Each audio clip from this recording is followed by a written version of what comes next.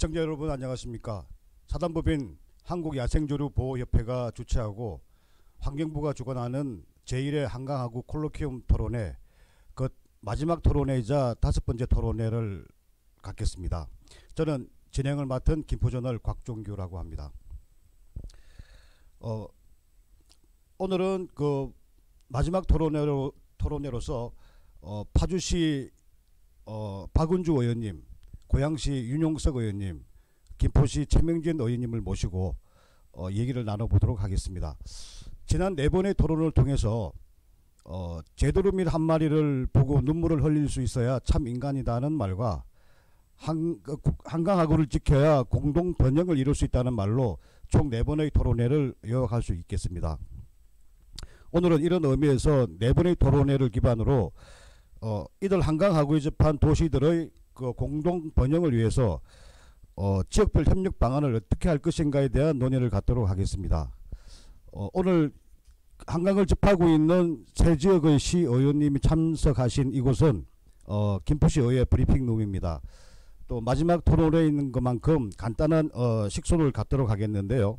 우선 이 행사를 주최한 한국야생조류보호협회 윤순영 이사장님의 인사말이 있고요.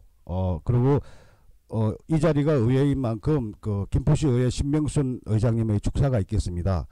그리고 오늘 이 자리에 참석을 하기로 하셨는데 국정감사 때문에 오시지 못한 우리 지역의 그 더불어민주당 김조영 의원님께서 보내주신 영상 축사를 듣는 시간을 갖도록 하겠습니다.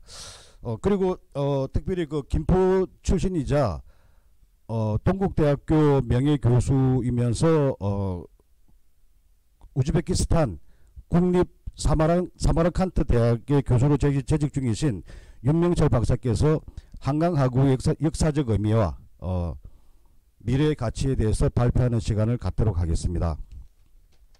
그럼 우선 그 김조영 국회의원님의 축하 영상을 보도록 하겠습니다. 네. 다음은 제1회 한강하구 콜로키움 토론회를 주최하신 사단법인 한국야생조류보호협회 윤순영 이사장님께서 인사말을 해주시겠습니다. 윤순영 이사장님 자리를 모시겠습니다. 네, 반갑습니다. 제가 이제 오늘 그 토론에 참석하신 그 시의원분들을 일일이 소개를 드리려고 그랬는데요. 우리 사회자님께서 다 말씀해 주셔서 그것은 생략하겠습니다. 저는 김포에서 태어나서 한 번도 그 김포를 떠나본 적이 없습니다. 그래서 한강하구를 갖다가 벗삼아 살았는데요. 이제 그 한강하구의 그 우수성, 특히 저는 그 조강이라는 곳을 굉장히 크게 꼽고 있습니다. 으뜸으로 꼽고 있습니다. 500km를 달려온 그 민물이 그 조강을 만나면서 임진강물을 끌고 올라가면서 그 내려올 때 또 그 물이 내려올 때 오염되고 독을 품고 내려와요. 그런데 조강을 만남으로써 이제 그 다 해독이 되는 겁니다. 그렇게 조강이 생태적으로 그 민물을 아우르고 또 예성강과 염화강에서 들어오는 그 독한 짠물도 조강을 만나면서 순화가 됩니다. 또한 그 역동성, 한강하구는 그 역동성을 갖다가 가장 큰 그 특징이라고 또 볼 수도 있습니다. 저는 제두루미하고 그 인연을 30년 전에 맺으면서 이 길을 꾸준히 걸어왔어요. 그래서 그 보람있게 해낸 일은 그 동아시아 그 철새 이동 경로, 제두루미에 대한 그 이동 루트를 이제 밝혀낸 거거든요. 그리고 이 한강하구를 이렇게 지켜보면서 여러 토론회도 또 많았습니다. 많은데 이제 어떻게 보면은 좀 말이 어폐가 있겠지만 변죽만 때리는 일로만 끝나곤 했습니다. 그 이유는 서로가 한강하구를 갖고 있는 이해 당사자가 다르기 때문입니다. 그래서 제가 이 한강하구 콜로키움을 주최한 이유는 한강은 하나다. 한강하구는 하나다. 비록 세 개의 지자체가 나눠서 갖고 있지만 아닙니다. 이해관계에 따라서 그것이 달라지기 때문에 이해관계를 떠나서 하나인 한강하구를 보존하고 후손들에게 남겨줄 유산으로서 지키고 싶습니다. 또한 더한 아쉬운 것은 한강하구도 중요하지만 한강하구의 주변 논습지가 사라진다는 것, 무분별한 개발로. 이것이 또 한강하구의 하나의 아픔입니다. 여러분들의 좋은 토론을 통해서 또 그 좋은 그 대안이 제시되기 바라고요. 지금 송옥주 의원님께서 그 습지에 대한 그 법안 발의를 하셨습니다. 그래서 그 재정적 지원, 행정적 지원이 아마 올해 안에 그 마무리되지 않을까. 그래서 제가 적극적으로 지금 지지하고 있습니다. 좋은 토론이 되길 부탁드립니다. 감사합니다. 네, 감사합니다. 다음은 김포시의회 신명순 의장님께서 축사를 해주시겠습니다.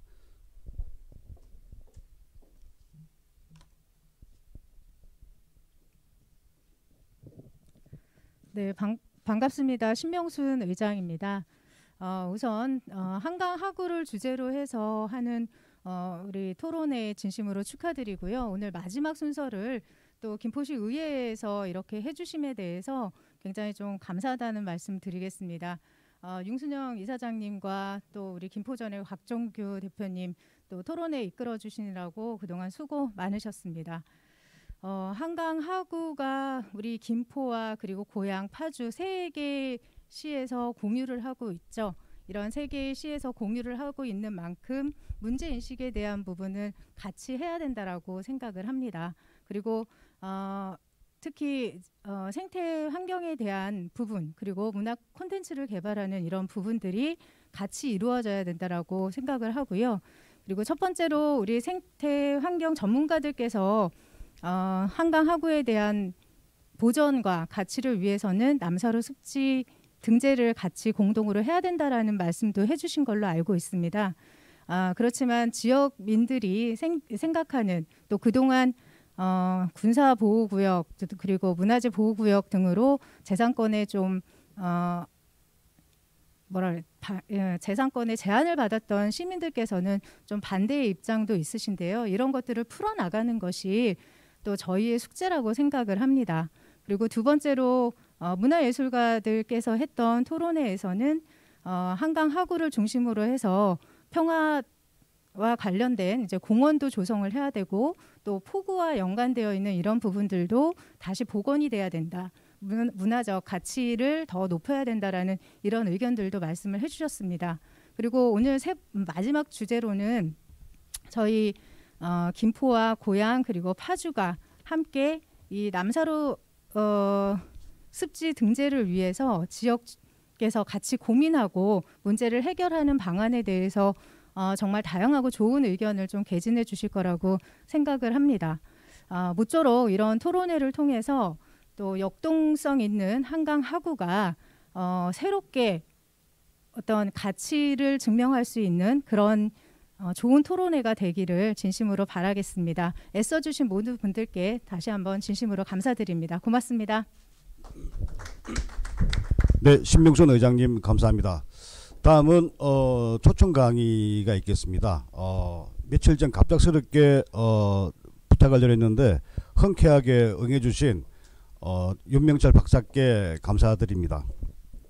고구려 해양사를 전공하고 연구하신 윤명철 박사님은 고대인들의 그 이동 경로를 확인하고 연구하고자 중국 절강성에서 우리 경기만까지 뗏목을 타고 탐사를 한 바가 있습니다. KBS 역사 스페셜은 이를 방송 프로그램으로 방송을 하기도 했는데요. 윤명철 박사님의 한강 하구의 역사적 의미와 미래 가치에 대해서 들어보는 시간을 갖도록 하겠습니다.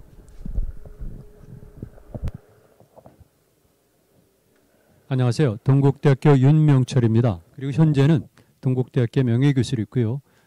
우즈베키스탄에 있는 국립 사마르칸트 대학교 교수로 재직 중에 있습니다. 실질적으로 이 사마르칸트는요, 우리와 깊은 관련이 있고요. 특히 김포와도 연관이 있다고 저는 학자로서 말씀을 드립니다.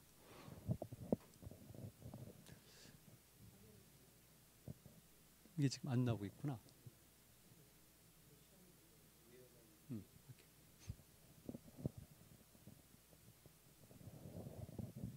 마이크가 그리고 잘 안 되는 것 같아. 내 생각에는.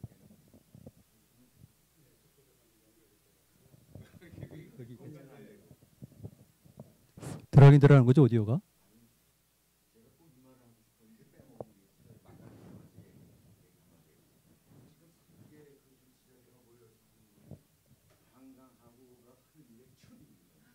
글쎄, 저도 감동을 받고 있어요. 지금.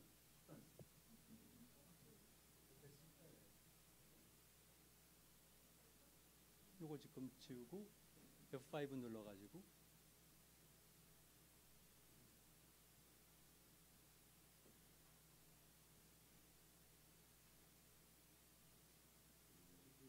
시간 20분이니까 네. 요거 F5 눌러야지만 이게 전체가 돼요. 끄고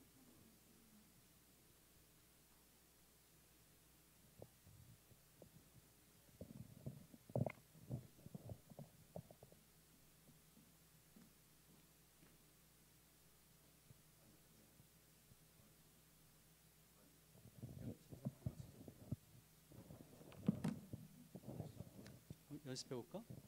오케이, 됐어요. 처음부터 다시 하겠습니다. 네. 네, 여기서 이렇게 돌아가야겠죠? 이렇게 보여야 되니까. 포커스를 어디로 잡을까? 인사를 하고 난 다음에 내가 이동을 할게요. 일로. 그럼 되죠?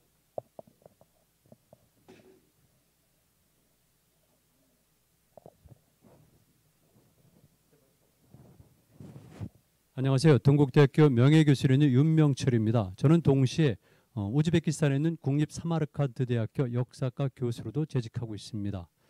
저는 경기도 김포군 김포면 북변 릴리 328번지에서 태어났고요. 그리고 한때는 경기도 고양시에서도 거주했습니다. 그리고 현재는 파주읍이라는 아주 아름답고 평화로운 곳에서 살고 있습니다. 여러분들을 만나뵙게 돼서 매우 반갑습니다. 그리고 제가 조금 전에 바로 이 스크린 뒤에 있었던 제두루미 사진을 봤거든요. 제가 가끔가다 제두루미들을 많이 봅니다. 제가 살고 있는 곳이 파주읍이다 보니까 바로 문산시 문산읍 민통선 바로 옆에서 두루미들을 많이 보고 있어요. 그런데 오늘 이 윤순영 이사장님이 찍은 사진이죠. 감동을 받았습니다. 그리고 특히 앞에 조그만 새끼 제두루미가 있어서 저로서는 좀 더 가슴이 와닿습니다. 그리고 조금 전에 우리 이사장께서 말씀하셨지만 저는 그동안 고구려 해양사 즉 고구려사와 해양사를 전공하면서요. 강의 중요성에 일찍부터 주목을 한 편입니다. 그래서 강에 관한 이론들이 많이 있는데요. 특히 한강 하구에 대해서도 여러 가지 논문들이 있고 그런 과정 속에서 오늘 제가 쭉 주장했던 대로 이를테면은 김포, 고양, 파주가 한 번에 모여서 한강 하구로 조망한다는 것은 정말 의미가 있는 일이고요. 이제 비로소 강의 구조적 특성에 관해서도 많은 사람들이 이해하기 시작했구나 이런 생각을 하게 됩니다. 오늘 주최 측의 부탁으로 한강 하류 수로망의 역사적 가치와 미래 이런 것들을 제가 말씀을 드리는데요. 뭐 이건 제 경력이니까 잠깐 넘어가도록 하겠습니다. 역사에서 강의 의미를 제가 말씀을 드리는데요. 조금 전에 이사장님이 강에 관해서 말씀하셨잖아요. 저는 사실은 이런 부분에 관해서 특별하게 언급할 이유는 없다고 봤는데 이렇게 말씀해 주시니까 제가 조금 더 보완 설명을 하겠습니다. 저는 우리 역사를 바라볼 때 이를테면 해양과 강과 육지를 하나로 보는 유기적 세계관을 갖고 있습니다. 이게 너무나 당연한 것 같지만은 생태라든가 환경이라든가 또는 철학이라든가 이런 분야의 분들은 모르겠지만 일반적으로서 현대 문명에 익숙한 사람들로서는 이런 전체적인 유기적 관점으로 보질 않거든요. 역사학계도 마찬가지입니다. 그런데 저는 사실 일찍부터 이렇게 유기적 관점에서 세계를 보았고요. 그런 의미에서 제가 먼저 잠깐 말씀드리면은 현재 한강을 이해하기 위해서는 한강과 연결되는 바다를 이해해야 됩니다. 여러분들은 지금 고양이라든가 파주라든가 김포 그러면은 그냥 내륙에 있는 육지의 도시로 생각하잖아요. 그렇지는 않습니다. 바다랑 직결되어 있고요. 그리고 바다와 늘 항상 연결되어 있습니다. 제가 말씀드리겠습니다만은 역시 바다에서는 밀물의 영향으로 파주 같은 경우만 하더라도 2포리 정도까지는 물이 올라가거든요.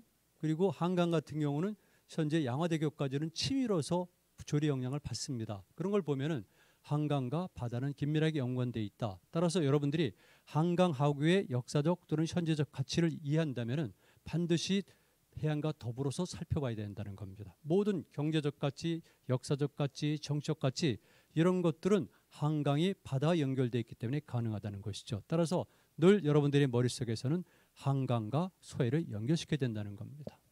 제 이론입니다. 동아지 중의 이론. 그리고 강의 특성과 의미를 말씀을 드리는데요. 제가 몇 가지로 나눴어요. 기능적 특성, 그랬을 경우에 강은 경제 공간이다. 누구나 다 아시죠? 고양시 같은 경우는 더 잘 알잖아요. 그래서 사실은 고양시에서 주최하는 벼농사 학술대회에서도 제가 발표를 했습니다. 항로 또는 교통로 연관해서 이용지역에서랑 같이 그래서 경제 공간으로서 한강호가 얼마나 중요한가를 말씀드리는데요. 그중에서도 최근에 들어서 주목하는 것이 바로 교류, 교육, 시장 형성이라는 것입니다. 실제적으로 1920년대 초까지는요. 우리나라에서 대부분의 물류는 강과 바다를 통해서 이루어졌습니다. 그래서 1920년대 또는 19세기 말까지 동아시아에서 가장 큰 민간 항구는 현재 강령포로 알려져 있습니다. 그리고 조각나루가 있거든요. 그리고 북상하게 가면서 마포, 그 이전에는 용산강, 그리고 이제 임진강을 따라서 거슬러 올라가서 고랑포까지 올라가는 것이죠. 그러다 보니까 강은 정말 중요한 경제적 공간이었었구나. 다만 남북이 분단돼서 한강이 막혀버린 강, 죽음의 강이 되다 보니까 물류망, 교통노릇의 기능을 전혀 못하기 때문에 우리는 이 김포반도 또는 고양, 일산, 그리고 파주 이 지역의 경제적 교류의 가치로서 시장의 공간으로서의 가치를 우리가 잘 모르는 겁니다. 만약 한강이 살아난다면 이런 것들이 모든 것이 복원될 수가 있죠.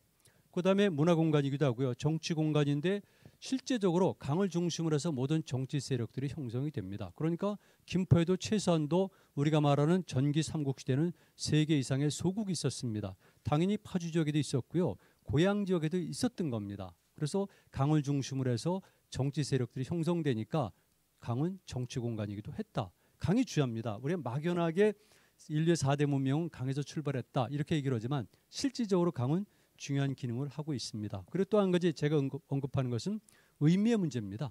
기능도 중요하지만 의미가 중요하다. 특히 지금 21세기 지금 우리 한강하고는 죽은 강, 막혀버린 강, 분대된 강이지 않습니까? 이런 면에서 볼 때 강이 가진 의미를 되살린다면 훨씬 더 설득력이 있는 것이죠. 강은 모든 것을 연결합니다. 이를테면 심장부터 대동맥, 그다음에 정맥, 실핏줄이기까지 인체의 모든 것이 연결되듯이 강을 통해서 우리는 천체가 연결될 수가 있어요. 육지는 부채살처럼 펼쳐진 모든 망을 통해서 하나로 연결되는 겁니다. 이것이 역할하는 것이 강이에요. 그리고 바다랑 연결되는 것도 강이니까 강 하구를 장악하면 당연히 육지 내륙과 함께 바다까지 장악할 수가 있는 것이죠. 간단히 말씀드리면 이렇습니다. 한강 하구를 장악하면 한반도의 반을 장악할 수가 있다. 이게 실제입니다. 오늘 연천에 계신 분들도 오면 참 좋았을 것 같아요. 연천에도 많이 이족이 있거든요. 강 주변에, 임진강, 한탄강 주변에. 그래서 문명과 강의 관계를 쭉 말씀드렸는데 제가 주목하고 싶은 것은 강의 도시라는 겁니다. 강 플러스 해. 이 용어는 제가 만든 용어인데요. 특히 여러분들은 꼭 주목하셔야 되는데 일반적으로 강, 하항 도시와 바닷가, 시포트, 그래서 해양 도시를 이해하는데 그렇지는 않습니다. 내륙 항구 도시가 있는가 하면은 바닷가 인천처럼 해양 도시도 있고요. 김포라든가 이런 지역처럼 강과 바다가 만나는 접점에서 형성되는 도시들이 있습니다. 이런 도시들이야말로 최고의 가치를 가진 겁니다. 그래서 재미있어 한 말씀드리면 여담으로 말씀드리면 초기 백제의 비류와 온조의 싸움에서 온조가 승리한 것은 비류가 일시적으로는 바닷가의 항구 도시가 유리했지만은 장기적 관점에서는 불리하다는 것이죠. 그래서 최종 승자는 바로 한강 강의 도시인 온조의 승리로 돌아간 겁니다. 김포의 역할은 반드시 저는 단호하게 얘기하지만 강의 도시고요. 그리고 더불어서 고양과 파주 일대도 마찬가지라고 봅니다. 제가 오늘 여기서 역사상에서 제가 미리 말씀을 드리지만 제가 잠깐 미리 얘기하면은요. 파평 윤씨잖아요. 파평 윤씨는 파평이 오늘날의 파주 지역입니다. 고려시대 때 파주인데요. 파평 윤씨는 바로 임진강 하구 세력이에요. 그러니까 정치적으로 얼마나 중요한가를 알 수가 있는 것이죠. 그래서 우리가 말하는 후삼국 시대 말 그리고 고려 초기에 왕건을 도왔던 모든 세력들은 전부 다 한강 하구 세력들입니다. 왕건도 한강 하구 세력, 왕건 한강 하구 세력입니다. 그리고 왕건의 첫째 부인도 마찬가지로 역시 한강하구의 풍독 사람들, 조광리 건너편이죠. 그렇지 않습니까? 그리고 고양시가 있는 행주의 기씨, 그리고 건너편에 있는 공암 호씨, 이거 전부 다 왕건의 휘하에 들어갔던 사람들이에요. 그리고 나오게 되면 인주시 비롯해가지고 쭉 바닷가 주변에 있는 세력들이거든요. 그만큼 바다와 특히 한강하고는 고려가 성립되는데 결정적 역할을 하는 것이니까 우리는 이런 것도 꼭 염두에 둘 필요가 있어요. 앞으로 세계 지방자치단체가 뭔가 공동의 사업을 한다면 왕건이라든가 고려를 가운데에 놓고 공동의 사업을 벌이면 상당히 좋습니다. 그리고 제가 개성에도 갔습니다마는 바로 개성에서 북한에서도 우리가 늘 남북관계에서 매듭 풀 수 있는 매듭 중에 하나가 이 지역이거든요. 그러면서 김포가 또는 파주라든가 고양이 전략과 전술을 잘 수립한다면은 앞으로 통일을 이룩하는 데도 큰 도움이 될 겁니다. 자, 강이 이렇게 되어 있습니다. 얼마나 강이 중요한가를 알 수가 있는 거죠. 또 보여드립니다. 경기만을 보니까 여러분들이 보시는 것처럼 이렇게 강화도가 있고 교동도가 있지만 이렇게 한강이 되어 있습니다. 쭉 연결되는 곳. 여러분들이 있는 지방자치단체는 바로 이 지역에 있습니다. 여기 고양, 그리고 파주, 그리고 김포. 삼각 꼭지점에 해당하는 곳이죠. 전략적 목입니다. 자, 다시 보니까 이렇게 청구대 보니까 똑같이 여기를 볼 수가 있습니다. 이게 부평이죠? 이렇게 여기 있죠? 바로 여기 통진이 있죠. 여러분들이 있는 데가 바로 여기입니다. 이렇게 보이는 곳. 이렇게. 자, 한강 조금 전에 말씀하셨지만 한반도 남쪽에서는 가장 큰 강이고요. 514km라고 그러지만 500여 킬로미터면 됩니다. 그리고 한강은 여러분들이 아시겠지만 남북 한강이 양수리에 모여서 흘러내려오는데 이 남한강과 북한강은 일테면은 충청도와 강원도와 경기도 전체를 아우르는 강입니다. 거기에 또 더할 수가 있어요. 제 이론인데 한경남도도 한강과 연관이 되어 있습니다. 왜 그러겠습니까? 제가 질문을 드리겠습니다. 여기에 오신 의원분들 중에서 파주에서 오신 의원께 질문드리죠. 임진강은 한경남도에서부터 출발한 겁니다. 실질적으로. 그러니까 이 한강하고는 이 4개 이상의 도의 물길들이 모여서 이루어진 것이니까 얼마나 중요하겠습니까? 그래서 한강하고의 뭔가 유통과 그다음에 조화와 통일이 이루어진다면은 그 안쪽으로 들어가서 모든 내륙의 산간 지역까지도 하나로 연결시 있어요. 이런 생각을 가지고 있는 것이 중요합니다. 기능적 관점에서 경제적 관점에서 이익이 별로 없더라도 이런 의미적 관점에서 이런 생각을 갖는다면은 단순하게 지방자치단체의 발전뿐만 아니라 우리 민족 또는 인류의 새로운 문명을 설정하는 데도 하나의 모델이 될 수가 있는 거죠. 조강 매우 중요합니다. 한강 아시는 거니까 넘어갑니다. 한강, 한수 등등. 그리고 백제는 웅리야라고 불렀었는데 고구려는 아리수, 한강도, 한강 이렇게 부릅니다. 아시겠지만 한강이란 것은 여러분이 아는 것처럼 긴 강, 큰 강, 넓은 강, 유일한 강, 수도권의 강, 수도의 강 이런 의미를 가지고 있기 때문에 여러분들은 한국의 한과 마찬가지로 한강은 매우 중요한 의미를 가지고 있다. 이렇게 이해하시면 됩니다. 특별히 그 관심 가졌을 때요. 한강은 어떨까? 정치적으로 내륙 통합의 계기를 마련한다. 당연합니다. 한강 하구라든가 한강호의 진과 나루를 장악하면은 당연히 주변에 정치적인 세력이 형성되고 전체를 하나로 연결시킬 수가 있습니다. 연천군에 가면 태풍전망대라고 아시죠? 의원님, 태풍전망대에 가면은 바로 삼곤이라고 있습니다. 거기 가면은 AD 3 내지 4세기경으로 추정되는 아주 큰 백제의 전형된 백제식 돌무지 무덤이 있습니다. 고구려의 영향을 받은 무덤 양식인데요. 사람들은 그 오지에 백제에 이렇게 거대한 돌무덤이 있다는 것을 알지를 못합니다. 어떻게 오지에 이런 곳이 있을까? 아니죠.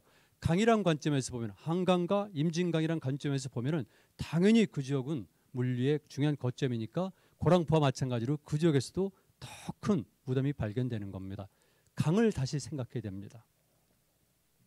두 번째는 바다의 연관성인데요. 또 자세히 말씀드립니다만 동아시아에 있는 모든 항로들과 연결되는 것도 바로 한강 하구입니다. 참고서 말씀드리죠. 한강 하구를 출항하면은요, 현재 중국의 상해 지역까지도 연결이 되는 겁니다. 그래서 백제 시대 때 현재 서울 천호동 일대를 출항한 배들은 바로 한강 하구를 통과한 다음에 바다로 나가서 지금 산동뿐만 아니라 양자강 하구의 상해만을 통해서 남경까지 갔습니다. 이런 것은 사료해 놓은 것이니까 여러분들이 부정할 이유가 없어요. 그만큼 고대인들은 이렇게 한강과 바다를 유효적절하게 활용했다는 겁니다. 그리고 강은 바다의 연관성 속에서 가치를 파악해야 된다. 이런 겁니다. 동남들 보니까 역시 강이 중요하다는 것. 전부 다 강으로 연결되어 있죠. 심지어는 수원까지도 연결이 되어 있는 것이 바로 강입니다. 보시는 것처럼 여기는 조강이 있는 곳이죠. 그래서 여기가 임진강이고 그리고 여기가 한강이고 여기가 조강이고 이렇게 됩니다. 이 지역이 워낙 중요하기 때문에 학자들 간에도 많은 논쟁이 벌어져요. 파주의 입장에서 보면은 흔히 말하는 고구려시대 때 관미성의 위치를 오지산성으로 보기를 좋아하잖아요. 물론 오지산성을 일찍부터 관심을 갖고요. 개발되기 이전부터 관심 갖고 조사를 했고 그다음에 또 얼마 전에는 제가 유튜브로서 제작도 했어요.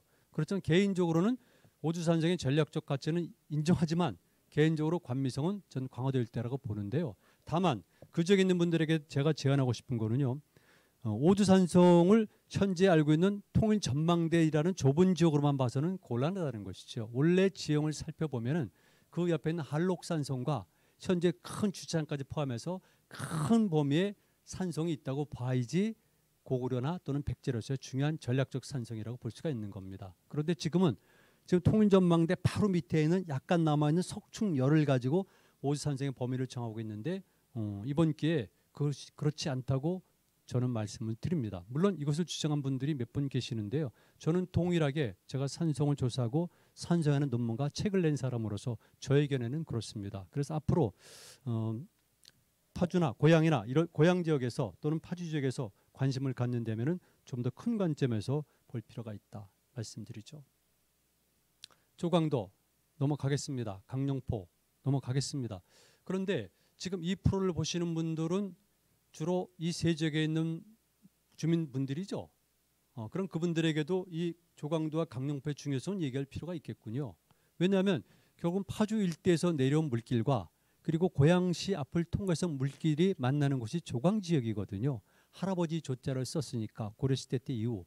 그래서 이 조광 지역은 중요한데 거기에는 여러분들이 보시는 것처럼 조광도라는 곳이 있어서 굉장히 중요한 역할을 했고요. 고려시대 때 그리고 고려가 강도 정부를 구성했을 때 이 조광의 역할은 정치적으로도 매우 중요한 의미를 가졌습니다. 그리고 조선시대 때 들어와서는 더더욱 위상이 부각되다 보니까 이 조광과 연관된 많은 시, 서를 비롯해서 기록들이 남아 있습니다. 그리고 워낙 경제적 가치가 크기 때문에 이 주변 지역에서 나오는 산출되는 생산물, 즉 어류라든가 이런 것들도 사료에 많이 기록이 되어 있습니다.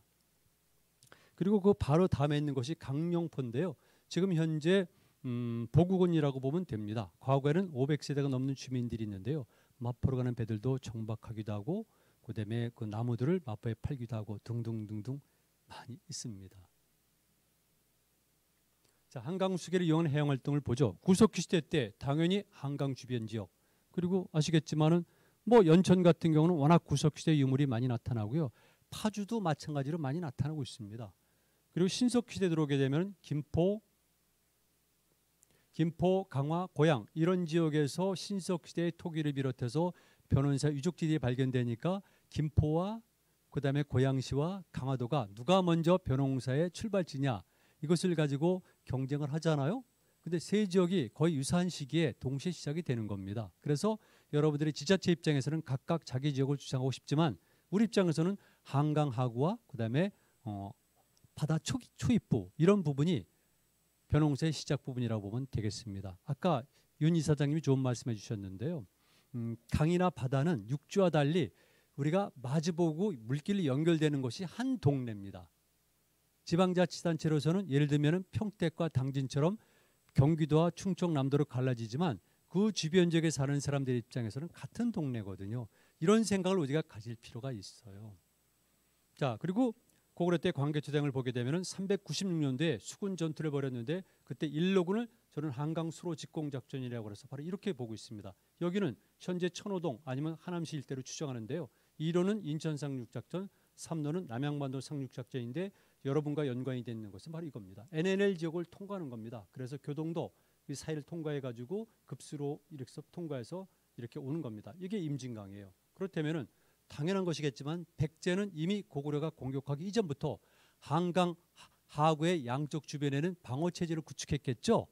당연히 그렇지 않습니까? 이미 양쪽 지역 간에 전선은 형성이 돼 있었고 백제 입장에서는 언제든지 고구려의 침공을 방어해야 되니까 이미 한강 주변에는 양쪽에 좌우에 강변 방어 체제들이 만들어져 있던 겁니다. 그렇다면 여러분들은 지금 그런 것들을 찾아내고 그중에서 정말 복원이 가능한 것은 복원해서 역사관광 유적지를 발굴한다면 훨씬 의미가 있고 또 관광 사업에도 도움이 되겠죠. 좀 아쉬워요. 그런 것들이 많이 있는데 아쉽게도 사람들이 아니 연구자들 자체가 주목을 못했으니까 특히 강변 방어 체제란 말 자체를 제가 만들었듯이 강변의 방어 체제라든가 강의 활동에 관해서는 그동안 역사학계가 좀 소홀히한 것이 사실입니다.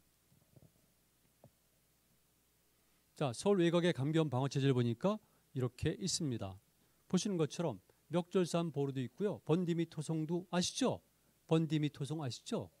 그다음에 멱절산포로가 있고 이산포가 있고 그다음에 행주산성이 있고 행주산성과 고양시로 들어간 물길 있잖아요.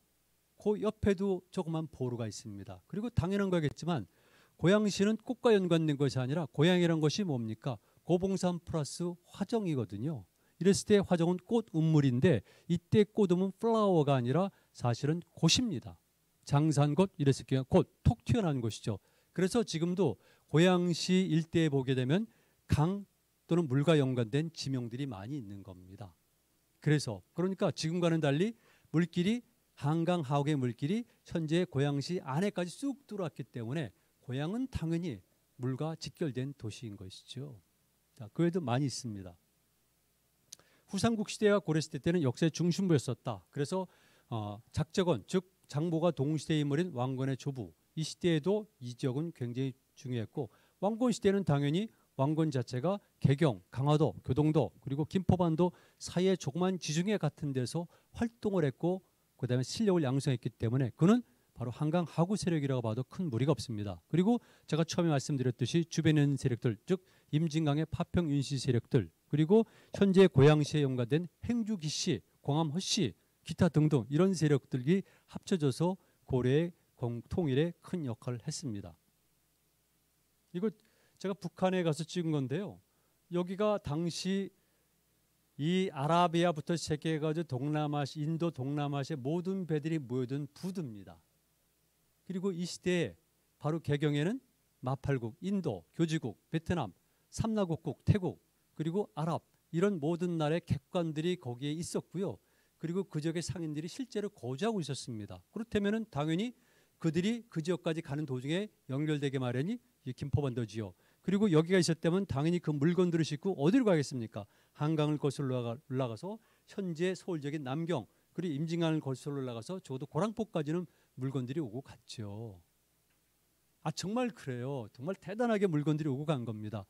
아니 19세기 말까지 우리나라에 무슨 도로가 있었습니까?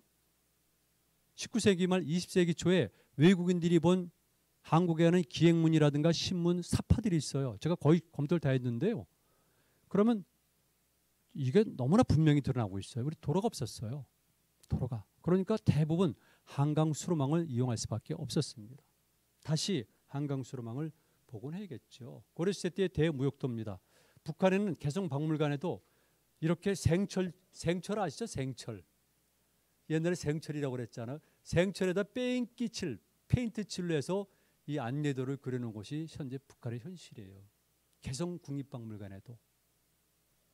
경제적으로 어려운 거죠. 자, 보시는 것처럼 이렇게 중국의 전 지역 그리고 오키나와 지역 그리고 나머지는 아라비아까지 연결된 교통망이 김포 또는 한강하고 연관이 되어 있는 거죠.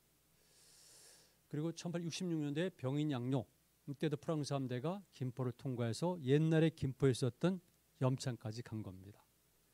염창은 예전에 김포에 있었잖아요. 우리가 어렸을 때만 하더라도 현재 양화, 그러니까 방화리, 개화리 이렇게 불렀잖아요. 그리고 그 이전에는 염창까지가 김포에 있었어요. 그러니까 이런 지역까지 프랑스의 함대가 들어올 정도니까 한강은 수량이 풍부하고 굉장히 번다한 이런 곳이었던 걸 알 수가 있습니다. 네. 국제항로 제가 보여드린 대로 특별히 다 있지만은 고려시대 때는 황해남부 사단항로, 동중국해 사단항로가 활용이 됐는데 송나라 영파, 현재 영파죠. 항주 옆에 영파, 그다음에 남경, 상해 안쪽에 남경 이런 지역에 항구를 출항하게 되면 흑산도를 거쳐가지고 서해안 안흥량, 인천 영종도를 거쳐가지고 예성과 하구로 오는데 이것이 현재 김포반도의 보구건이를 통과하고요. 나머지는 다시 이 한강 하구를 통해서 북상하게 되는 겁니다. 이건 제가 97년도에 중국의 절강성 주산군도 지역을 출항해서 흑산도 인천까지 올 때 중간에 중국의 사진작가가 찍은 겁니다. 이 97년도에 이 사업을 진행하고 나서요. 김포 지역 또는 고향 지역의 벼농사문에 관심 있는 임효재 교수 팀과 더불어서 김포에서 국제학술회의를 했어요.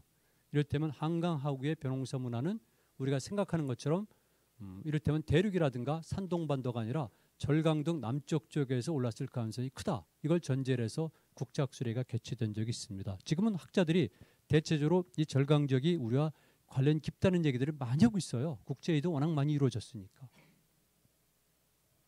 자, 결론을 내리겠습니다. 저는 우리 역사를 바라볼 때 해륙사관이라는 용어를 쓰거든요.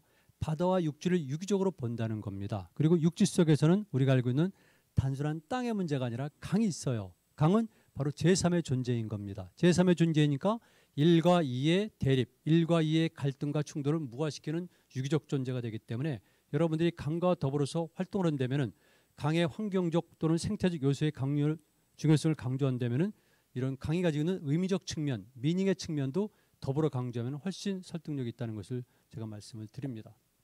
그리고 당연히 경기만과 한강은 한반도의 핵심 지역이다. 그중에서도 경기도 김포, 고양, 서울, 개성 입구 출구 이런 지역들이야말로 정말 중요하다. 이렇게 볼 수가 있습니다. 저에게 주어진 시간이요 20분이 됐습니다. 그래서 제가 시간을 거의 다 소비를 했는데요. 제가 모두에 말씀드렸지만 저는 오늘 이 자리가 새삼 감동을 불러일으키는데요. 제 고향의 문제뿐만이 아니라 제 전공자 입장에서도 그렇고 제가 앞으로 지향하는 세계관의 입장에서도 이렇게 한강하구를 둘러싸고 때로는 갈등의 소지가 있는 세 개의 지방자치단체가 같이 더불어 한 자리에 모여서 한강하구를 어떻게 발전시킬까. 이때 발전은 단순한 개발이 아니라 환경 생태 보호를 더불어서 새로운 문명성까지 더불어 하는 것인데요. 이런 자리가 마련됐고 이 자리에서 제가 한강하구의 역사적 가능 그리고 미래적 가치에 관해서 말씀드리게 돼서 개인적으로 매우 기쁘게 생각합니다. 아무쪼록 이 학술회의가 이 콜로퀴엄이 무사히 잘 맞춰져서 좋은 성과를 내기를 이사장님 이하 많은 분들에게 기대하면서 제 말씀을 마치겠습니다. 고맙습니다. 네, 짧은 시간에도 불구하고 한강하구의 그 유구한 역사와 미래 가치를 말씀해주신 윤명철 박사님께 감사드립니다. 이제 그 한강하구를 공유하는 세 개의 도시가 어떻게 하면은 이 그 공동 번영을 이루어 나갈 것인가에 대한 토론회를 갖도록 하겠습니다. 그리고 토론회에 앞서서 그 참석하신 세 개 시의 시의원님들을 소개하겠는데요. 먼저 그 파주시 박은주 의원님 간단한 인사말 좀 부탁드립니다.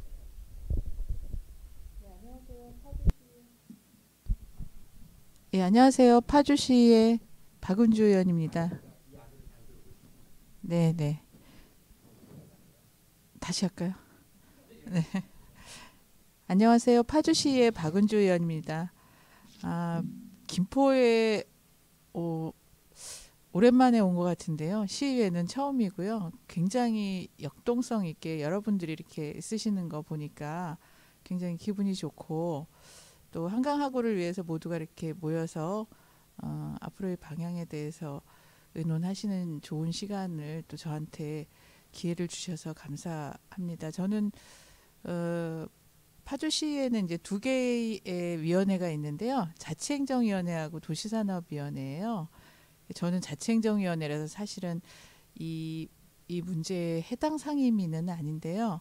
아마도 저를 초대해 주신 거는 제가 오랫동안 이제 환경 단체에서 활동했던 활동가 출신이어서 불러주신 것 같습니다. 그래서 오늘 좋은 시간 보냈고 좋은 의견이 도출됐으면 하는 바람을 가지고 왔습니다. 네, 고맙습니다. 네, 다음은 한강을 사이에 두고 마주보고 있는 그 고양시 의회 윤용석 의원님의 그 간단한 인사 말씀 듣겠습니다. 예, 안녕하세요. 고양시의회 윤용석 의원입니다. 이렇게 귀한 자리에 초청해 주셔서 너무나 감사드리고요. 우리 한강은 우리 내륙에서 보면 바다로 나가는 관문이 되고 바다에서 보면 들어오는 첫 관문이 됩니다. 예전에는 김포, 파주, 고양이 아마 한 생활권이었고 한 경제권이었을 것입니다. 근데 현대에 와서 강을 사이에 두고 세 개 도시가 나눠져 있는 그런 느낌도 받습니다. 한번 처음 시도하는 한강 콜로퀴엄 토론회지만 이 토론회를 통해서 이제 김포, 파주, 고양이 하나의 권역으로 같이 한강을 어떻게 보고 이 습지를 어떻게 보존하고 이 한강에서 역사의 흔적을 어떻게 찾아내서 우리가 자원화할 것인가를 함께 논의하는 시작이라고 생각합니다. 이 첫 걸음에 초청해 주셔서 너무나 감사드리고 함께하게 돼서 기쁩니다. 고맙습니다. 네, 감사합니다. 다음은 김포시 최명진 의원님 소개 부탁드립니다. 안녕하세요. 김포시 의원 최명진 의원입니다. 이 한강 콜로키움에 많은 김포시의 도시환경위원 중에 제가 이 자리에 참석한 것을 무한하게 영광으로 생각합니다. 그동안 많은 환경 문제에 대해서 관심을 갖고 했지만 한강 하구에 대해서는 이번 기회에 좋은 공부가 되었습니다. 이거 토론에 참석한다는 얘기 듣고서는 많은 공부를 하면서도 이번 토론회를 시작으로 지금 앉아 계신 새 의원님과 합심해서 많이 더 공부해서 좋은 결과를 도출할 수 있도록 열심히 노력한다는 말씀 드리겠습니다. 김포에는 많은 역사적 문화가 많습니다. 한강 하구를 중심으로 발달된 문화, 역사, 물길을 따라서 그런 부분을 살릴 수 있는 길이 바로 이 첫 걸음이 이 한강 하구 콜로키움이라고 생각합니다. 앞으로 더 열심히 노력하다는 말씀 드리고 이상으로 인사말을 마치겠습니다. 감사합니다. 네, 최명진 의원님. 그럼 이제 본격적인 그 주제 발표를 듣도록 하겠습니다. 먼저 파주시 박은주 의원님의 그 주제 발표를 듣도록 하겠습니다. 박 의원님 부탁드립니다. 네, 감사합니다. 저희한테 주신 주제가 이제 그 환경 관련 조례 현황하고 이제 보완 내용, 또 환경하고 관련 조례 입법 활동을 위한 공동 행동에 대한 의견 이렇게 주셨는데요. 제가 이제 조례를 살펴봤더니 조례가 저희가 그 환경 관련 조례는 28개 정도 있는데 한강하고하고 직접적인 관련이 있는 조례가 하나도 없더라고요. 그래서 정말 이렇구나라는 거를 다시 한번 좀 느꼈고, 저희가 이제 지역에서 파주시 같은 경우는 이제 그 오랫동안 환경단체 또 그 지역 활동가들이 민통선하고 이제 그 임진강 일대를 모니터링을 해오고 있어요. 지금 임진강은 또 이제 한강의 첫 번째 지류잖아요. 근데 그 모니터링을 통해서 멸종위기 종들이나 이런 생태적인 자원들에 대한 연구를 계속 해오고 있는데, 그래서 특히 이제 수원 청개구리 같은 경우 아까 윤명철 교수님 이제 말씀해 주셨는데 눈습지 얘기도 해주셨는데요. 눈습지가 많이 사라져가고 있고 금개구리나 이제 수원 청개구리 같은 경우 개수가 많이 줄어들고 있어서 저기서 생물 다양성 조례에 대한 이제 논의를 시작하고 있습니다. 아직 제정은 안 됐고요. 저도 그 생물 다양성 조례를 연구하고 있는 중이고, 지역에 또 이 조례 하나를 제정하려고 하는데 행정과 또 시민들과 각 단체와 또 의원과 이렇게 시의회와 이렇게 논의를 해야 되는데, 그것에 대한 합의를 찾으려고 지금 노력을 하고 있고요. 그 생물다양성 조례가 이제 제정이 되면 한강 하구에 깃들어서 하는 이제 여러 생태적인 자원들과도 또 연결이 되겠죠. 그래서 직접적인 연관은 한강하고하고 직접적인 조례는 아니나 조금 연관성을 가질 수 있겠다라는 생각이 듭니다. 그리고 한강하고 관련 이제 조례 입법 활동을 위한 공동행동에 대해서 이제 주제를 주셨는데요. 이거에 대해서는 현재를 좀 진단하는 게 우선 필요하지 않을까라는 생각이 들어요. 그래서 그동안에 이제 우리가 습지보호구역 지정서부터 쭉 이제 역사를 살펴보고 현재의 상황을 살펴보면 앞으로 이제 무엇을 할 수 있을 것인가 하는 부분이 좀 진단이 될 것 같아서 정리를 좀 해봤고, 저는 그 현재를 살펴보는 것으로 좀 발표를 대신할까 합니다. 한강하구 습지보호구역은 이제 2006년에 지정이 됐는데요. 한강하구 신곡수중보 논란이 철거하자 말자 이렇게 논란이 계속되고 있는 신곡수중보서부터 강화도 이제 서쪽으로는 바다 쪽으로는 강화도 숲내리, 그리고 동쪽으로는 임진강 아까 오두산 전망대 이렇게 보여주셨는데 거기서 조금 더 들어가면 마눌이라고 있어요. 거기는 이제 엄격하게 얘기하면 임진강이죠. 근데 임진강도 한강 하구에 속합니다. 첫 번째 지류이기 때문에. 그래서 거기까지의 번역 약간 Y자, 왼쪽이 긴 Y자 형태인데요. 그 중에서 이제 습지보호구역으로 지정된 전체를 보면은 물이 있는 곳이에요.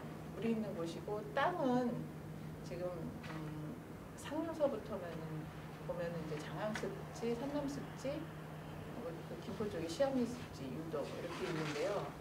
거기는 사실은 그 땅을 개발하거나 활용하기 어려운 습지 지역이거든요. 그래서 실제로 보면 거기도 수역이라고 볼 수가 있어요.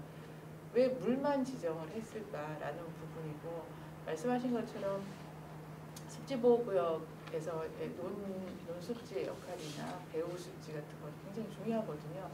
번역이 사실은 더 훨씬 넓었어야 되는데 그렇게 이제 정해진 이유가 있죠. 특히 이제 김포 같은 경우는 홍도평야하고 관련해서 제도르미 도래지로 굉장히 중요한 지점이었기 때문에 아니면 환경부도 그렇고 당시 논란이 많이 됐던 곳이기도 하죠. 파주 같은 경우는 공릉천 하구가 굉장히 중요해요. 그래서 그 공릉천 하구에 이제 포함시킬 것인가 말 것인가. 근데 결국 빠졌어요. 홍도평야도 빠졌는데 그 이유는 뭐냐면 지역 주민들 반대 때문이었거든요. 결국에는. 그래서 그런 부분에서 그럼 주민들은 왜 반대를 할까? 거기 건축물 신증축이 전혀 안 되잖아요. 그리고 특히 이제 김포나 파주 같은 경우는 오랫동안 군사적인 이유로, 그다음에 뭐 개발 제한구역으로 다중의 그 개발의 그 제한들을 받아왔고, 그것에 대한 지역적인 뭐라고 할까요? 한 같은 게 있어요. 저는 한이라고 좀 느껴지는데 그 지역에 계신 분들하고 뭘 또 먹으려고 하냐 이런 말씀 많이 하시거든요. 그런 정서가 저는 굉장히 강렬하게 반영이 됐고, 그건 이제 지자체에서도 받아들여지고, 그게 결국에는 이제 환경보호를 움직여서 습지보호구역 지정이 그렇게 됐다고 보고요. 이제 일부 이제 보전지역 안에는 이제 그 환경 생물다양성 관리 협약을 맺어서 이제 지금 하고 있죠. 그래서 그게 이제 사실은 그 현실이고, 우리나라 같은 경우는 1997년에 이제 그 람사르 협약에 가입을 했죠. 101번째로. 그래서 우리나라는 지금 현재 23개까지 되어 있고, 환경부는 끊임없이 이 한강 하구 건역을 유일하게 남아있는 하구가 박히지 않은 유일한 곳이기도 하잖아요. 신곡수중구가 물론 있지만, 그래서 이제 이 부분에 대한 그 보호에 대한 부분을 끊임없이 관심을 가졌다고 보고요.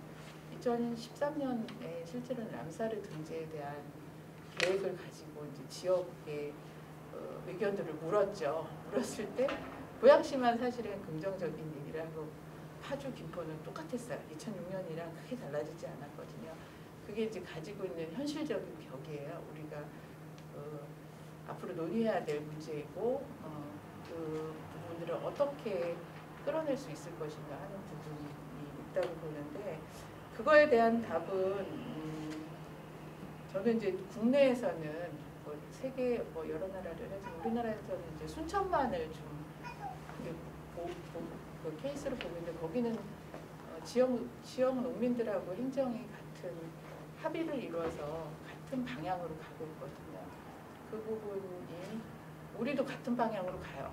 행정하고 지역 주민. 근데 보전하지 않고 그래도 개발의 여지를 남겨두는 쪽으로 같이 가고 있거든요. 그래서 그런 부분을 어떻게 우리가 극복해낼 수 있을까 하는 문제이고요. 또 하나는 이제 남북 관계하고 관련이 있다고 봐요.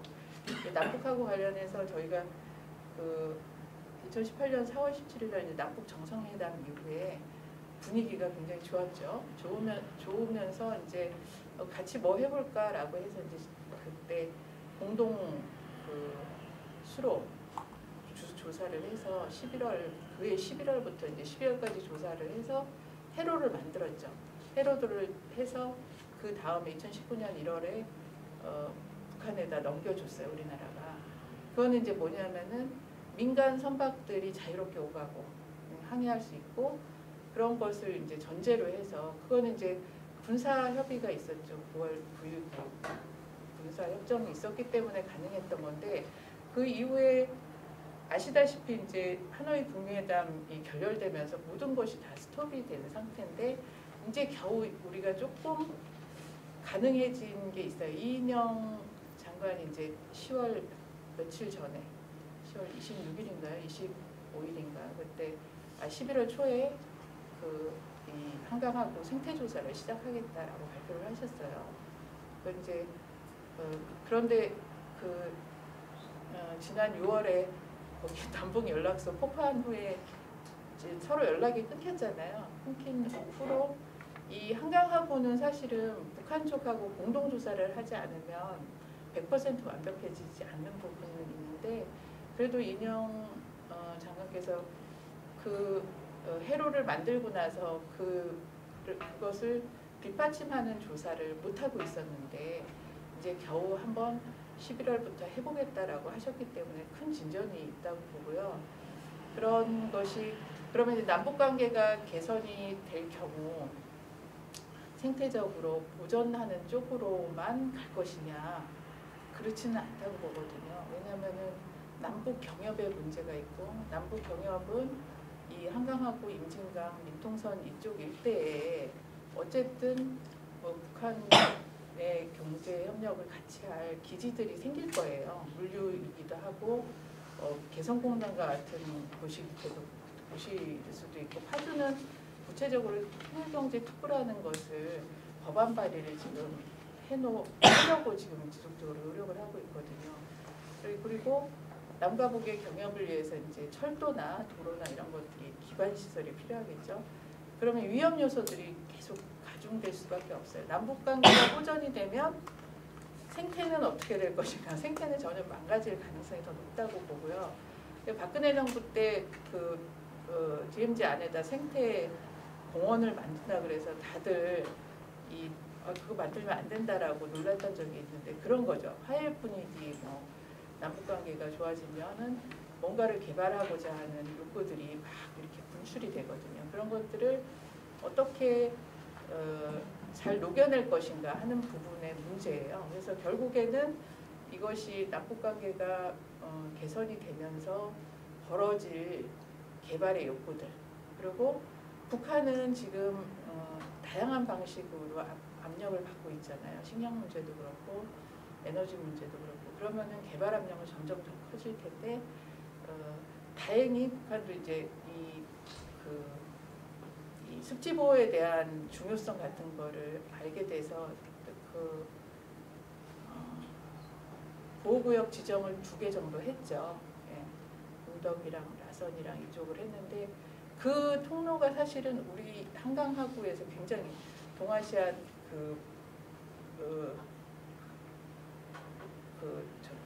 철새 이동 경로 거기에서 굉장히 중요한 2곳이에요.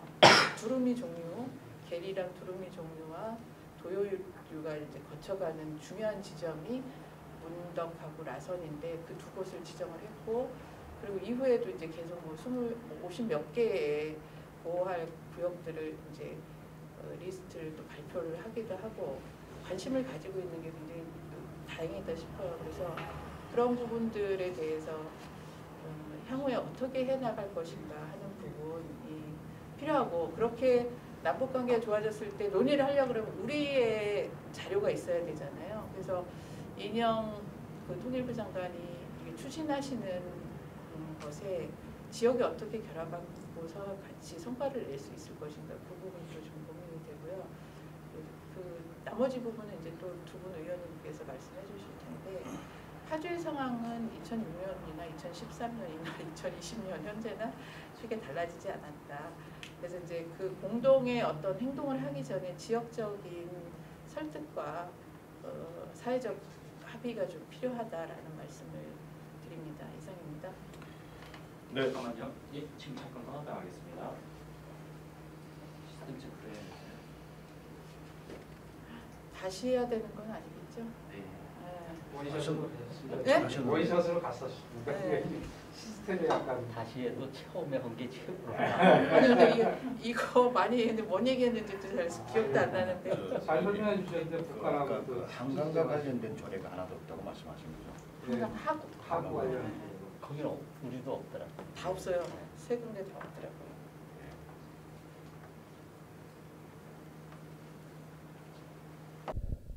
네, 한강하구와 관련된 조례가 없다는 파주시 박은주 의원님의 그 발제를 잘 들었습니다. 이것이 오늘 그 콜로퀴움 토론회를 하는 이유가 아닌가 이런 생각이 들고요. 다음으로 그 고양시의회 윤용석 의원님의 발제를 듣도록 하겠습니다. 예, 먼저 말씀하신 박은주 의원님의 그 조례가 없다는 것, 고양시의회도 찾아보니까 한강에 대한 조례 연관된 조례는 없는 걸로 확인이 됐고요. 그 한강 관리에 대한 법적 체계가 없는 것은 국가 하천이라는 한계로 실제적으로 한강에 연해 있는 지자체의 관련성이 매우 미약하다는 것으로 그렇게 생각이 됩니다. 이제 국가 하천이다 보니까 지자체에서 어떤 조례라든가 이런 것으로 관리할 수 없는 그런 한계인 것 같습니다. 예, 제가 말씀드리고 싶은 거는 우리 고양시 의회가 지금까지 장항습지라는 것에 대해서 어떤 관심을 갖고 어떤 논의들을 했는가를 쭉 연도별로 좀 말씀을 드리고 싶은 게 이거를 쭉 이렇게 훑어보다 보니까 흐름이 있습니다. 예, 그래서 현재에 어떻게 왔다는 것까지 말씀을 좀 간략하게 드려보도록 하겠습니다. 그 고양시 의회에서 장항습지라는 단어가 처음 나온 게 2005년입니다. 그러니까 이제 15년 전인데요. 7월에 치치하울시하고 고양시가 자매 결연을 맞았기 때문에 거기에 짜롱습지라고 세계적으로 유명한 습지가 있습니다. 그 습지에 대한 이야기를 하면서 우리 고양시도 비록 냉전의 산물로 철책으로 둘러져 있기는 하지만 덕분에 사람의 출입이 제한되면서 수많은 물새들과 수십 마리의 고라니가 떼를 지어다니는 천연의 공간으로 변하였습니다. 라는 게 발언을 하십니다. 의원님이. 그래서 이것이 장항습지가 처음 논의된 시작이었고요.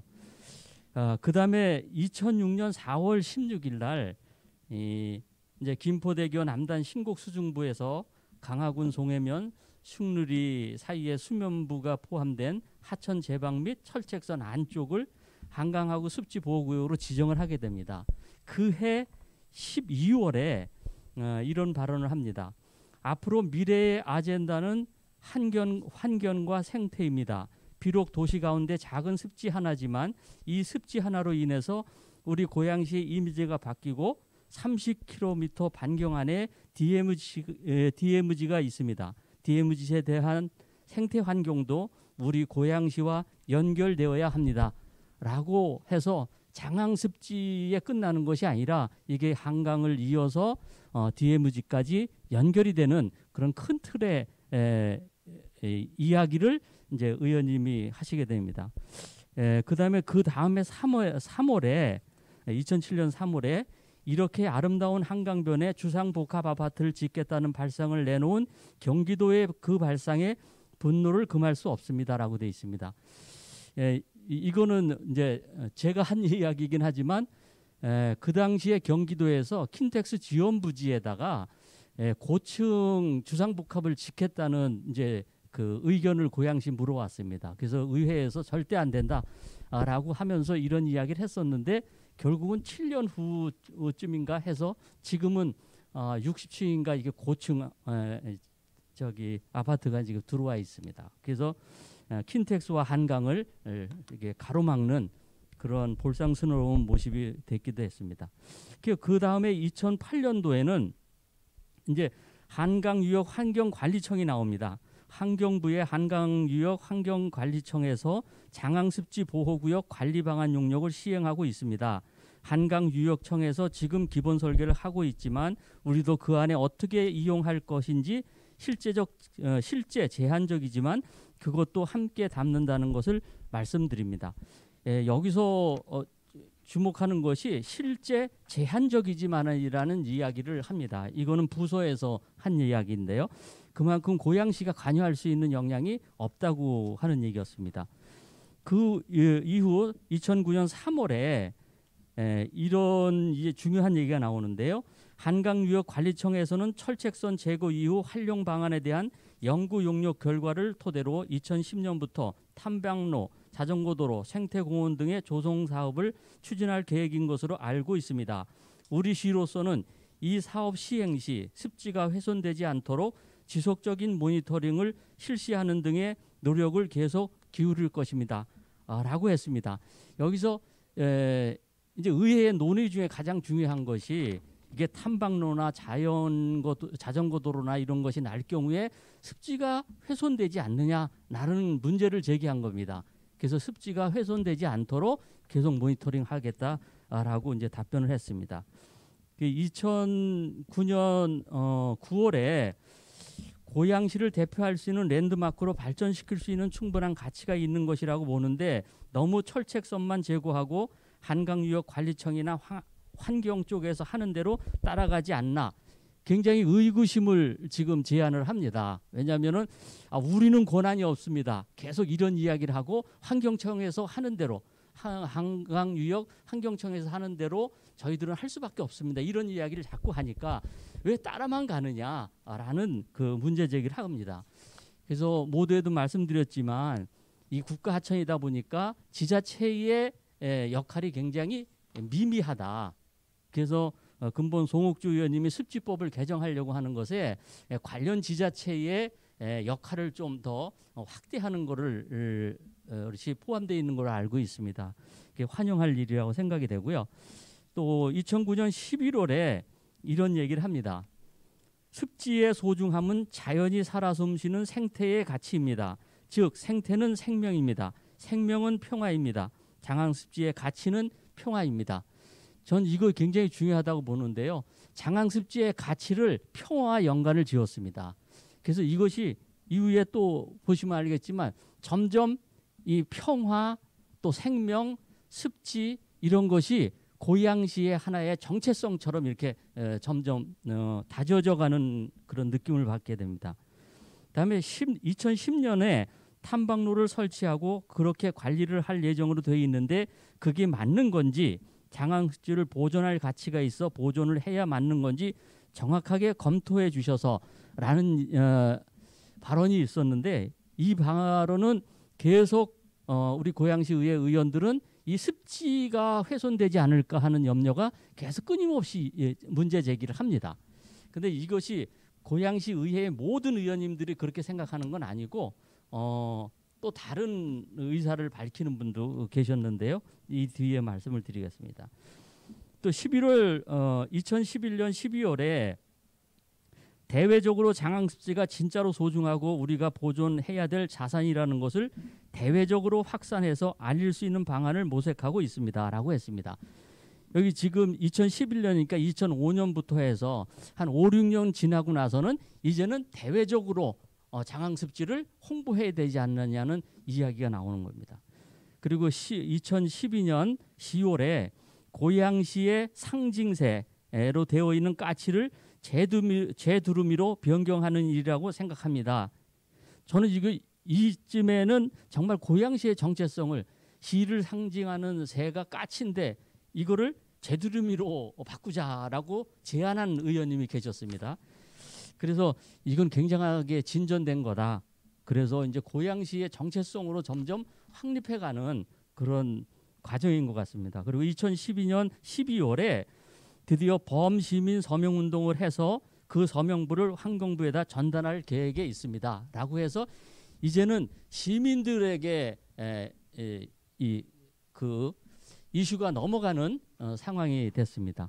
그래서 2014년 5월에 고양 장항습지 등 람사르 습지 등록을 위한 촉구 결의안이 통과됩니다. 그래서 2006년 4월 한강하구 습지 보호구역 지정 7년 만에 의회에서 결의안이 채택이 됐는데요. 그 채택의 이제 내용을 보면 생물 다양성이 풍부하고 생태적으로 우수한 자연 경관을 보존하고 있어 2006년 4월 17일 국가가 지정한 습지 보호 지역 중 일부다. 이 내용을 좀 축약한 겁니다. 다양한 국제 보호종이 서식 월동함으로 세계적으로 중요한 생태적 가치를 지닌 곳이다. 장항습지 등은 람사르 습지 등록 9가지 기준 가운데 5가지 기준을 만족하는 것으로 조사되었다. 장항습지의 보존을 위한 지속적인 활동과 람사르 등록을 위한 서명운동을 진행하여 시민 3만 6천 명 이상의 서명을 받아왔다. 최근 장항습지 일원의 군부대가 철수될 예정에 있는 등 장항습지에 대한 개발 압력과 훼손에 대한 우려가 커지고 있다.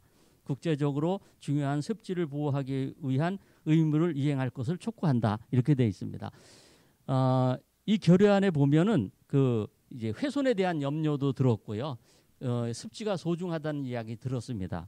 그래서 이제는 주민들의 서명까지 받아서 촉구안이 결의됐기 때문에 이거는 고양시의 이제 그 사업으로서 정책으로서 이제 확립이 된 거라고 생각이 됩니다. 그리고 이제 이후에 이 촉구 결의안 이후에 여러 이제 회의록을 뒤져보니까 그 뒤에는 계속 반복되는 것이 철책선 철거와 습지 훼손에 대한 논의가 계속 오고 갑니다. 이 철책선이 철거되면 습지로 이 사기라 이런 외래 동물들이라든가 또 사람들이 들어가게 되면 훼손이 되지 않느냐. 또 이거를 개발하고 관광으로 이렇게 더 발전하려고 하는 부서에서는 그렇게 안 하고 또 그런 얘기를 하는 의원님도 계십니다. 그러면 사람이 들어가지 않고 제대로 개발 안 하고 그럴 바에야 이거 뭐 돈 들여서 뭐 할 필요 있냐 그냥 놔두지라고 발언한 의원님도 계십니다. 그만큼 관광과 습지 보존이란 두 개의 지금 논의가 상충되고 있습니다. 그 예산에서도 보면 문화유산 관광과에서 올라오는 예산이 있고 환경정책과에서 올라오는 예산이 있습니다. 환경정책과에서 올라오는 예산은 이 습지를 어떻게 보호하고 훼손 안 되도록 그리고 이제 망가진 거를 다시 복원하도록 이런 데 예산이 올라오는 거고 그다음에 문화유산 관광과는 이거를 관광에 활용하기 위해서 그 안에 데크를 설치한다든가 탐방로를 설치한다든가 이런 예산이 올라옵니다. 이 예산이 오를 때 좀 상충이 됩니다. 근데 이제 하나는 환경경제위원회 소관이고 하나는 문화복지위원회 소관이기 때문에 이게 서로 또 좀 이게 상충될 때 이 조정이 잘 안 되는 상황이 되기도 하고 있습니다. 이제 그 장항습지에 대한 언론 보도 몇 가지를 좀 말씀을 드리면 2019년 1월 7일 한겨레에 보도된 내용인데 이 기사를 쓸 때 제가 같이 기자와 이 장항습지를 들어가서 다 둘러봤습니다. 장항습지가 장항육지 됐다는 건데 실제로 그 당시에 한 10년 전에 제가 들어가 봤을 때 하고 그 당시 들어가 봤을 때 너무나 차이가 컸습니다. 왜냐하면은 그 버드나무 군락지에 예전엔 뻘콩이라든가 이런 개들이 계속 들어갔다 나왔다는 걸 저희가 확인을 했었는데 거기가 다 육지 식물이 이렇게 자라고 있었습니다. 그러니까 습지라고 볼 수 없는 거죠. 그다음에 이제 가시박이나 이런 거 환삼덩굴이나 이런 것들이 큰 나무들을 이렇게 해가지고 덮고 있어가지고 이거는 을스년스러운 그런 분위기가 나올 정도로 그렇게 모습을 봤습니다. 그래서 지금은 이제 그 가시박이라든가 이런 걸 자원봉사 하시는 분들이나 군이나 또 같이 협력을 해서 제거를 해가지고 올해는 그것이 거의 덮고 있는 거는 발견할 수 없었고요. 많이 노력을 이것이 이제 민간 협력으로 지금 하고 있습니다. 그리고 한강하고 DMZ 평화의 길을 지금 횡단으로 501km를 하는 걸로 알고 있습니다. 2022년까지 우리 고양시 구간이 23km인데 그 DMZ 평화의 길에 장항습지를 포함시켜서 장항습지를 통해서 갈 수 있도록 그렇게 하겠다고 이제 지금 이제 용역 중인데 그 용역 중간 발표 때 그렇게 논의들이 됐다고 합니다. 그다음에 이제 최근에는 장항습지 이제 쓰레기 모니터링도 했는데 거의 75% 정도가 플라스틱이더라라는 것까지 나와서 아마 내년에는 쓰레기 치우는데 예산을 얼마를 책정할까 이런 데 많이 활용이 될 것 같습니다. 그리고 또 하나 이제 그 당시에 들어가서 확인한 것 중에 우스운 일인데요. 거기 데크를 설치했습니다. 근데 데크 하부를 그러니까 기둥을 세워서 데크를 한 것이 아니라 데크가 완전히 막혀 있어요. 바닥서부터 위까지. 예. 그래서 이게 왜 이렇게 했냐 그랬더니 이제 무장공부들이 넘어와서 그 데크 밑에 숨어 있을까봐 숨어 있지 못하기 위해서 막았다는 거죠. 그래서 제가 이건 어이없는 일이다. 그러면 이거는 이 안에 있는 동물들이라든가 작은 생물들이 이동을 못하지 않냐 여기 막혀서. 근데 그걸 아마 할 때 군에서 그걸 이렇게 협의할 때 그렇게 해야 된다 그래서 아마 한 것 같아요. 그래서 참 어처구니 없는 일이라는 생각이 좀 들었습니다. 이제 고양시에서는 지금 예산을 보면 이제 2019년도에는 한 9억 7,400만 원, 2020년도에는 3억 3,100만 원 정도 올라왔는데 2019년도에는 탐조대를 지금 3개를 설치합니다. 예전에 그 군인들이 쓰던 초소를 리모델링해서 탐조대를 만드는데 이제 1호 첫째 탐조대가 이제 다 준공이 됐고요. 두 번째 탐조대가 올 연말이면 되고요. 그래서 그 예산 때문에 2019년도에는 한 7억 4천 정도 들어가는 바람에 9억 7,400인데 매년 한 2, 3억씩 이 장항습지 보호 쪽에 이 예산을 지금 책정해서 하고 있습니다.